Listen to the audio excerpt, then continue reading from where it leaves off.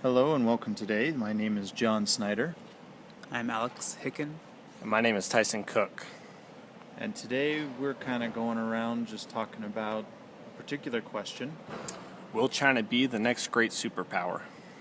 and to which our group, three of us, are going to answer no, but for particular reasons. My reason today that I'm going to touch on a little bit will have to do with the discrepancies between the Chinese Communist Party being in power in the government versus having a capitalist economic society. And I, Alex, will be speaking on the one-child policy. And also the effect that China's economic growth is causing pollution, environmental hazards on their community.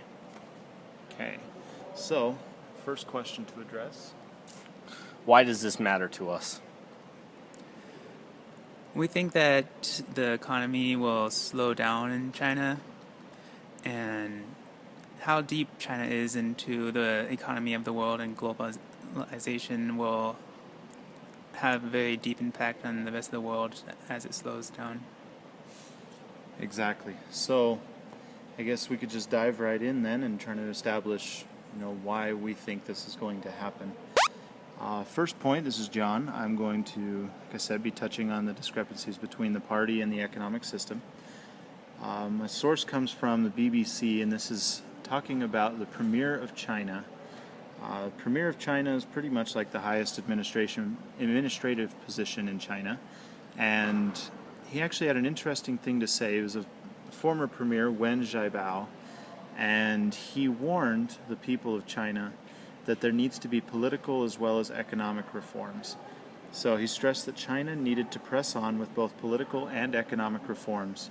Reforms, he added, had to be gradual and orderly and were essential for the country's economy. As examples, he did point out the state of affairs in the Middle East and kind of what had been happening over there, and use that as an example for why China needed to go ahead and move forward with that. He says, I believe this trend towards democracy cannot be held back by any force.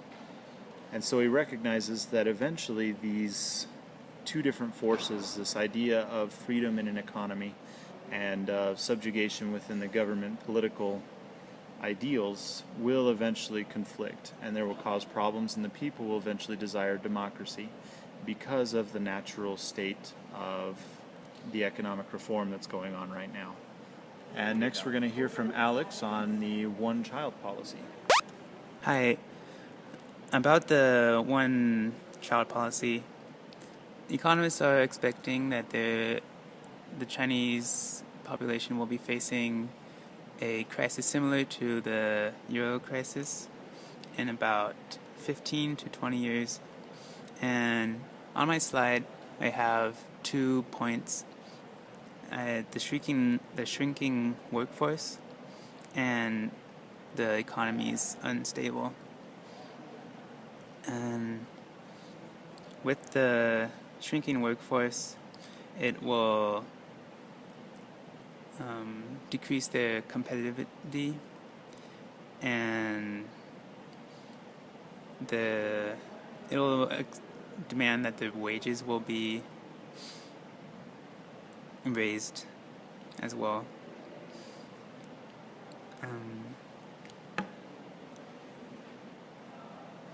According to the several points there, you see that on the slide it is pretty grim. The second point about the instability of the economy, the social security system is already demanding over 100% of the GDP, and the taxes that it. And the rest of that information will be on the PowerPoint. And here we have Tyson, the environment. And the last great thing that we think is going to affect China the most, or will affect China greatly, is their environmental issues that they have caused.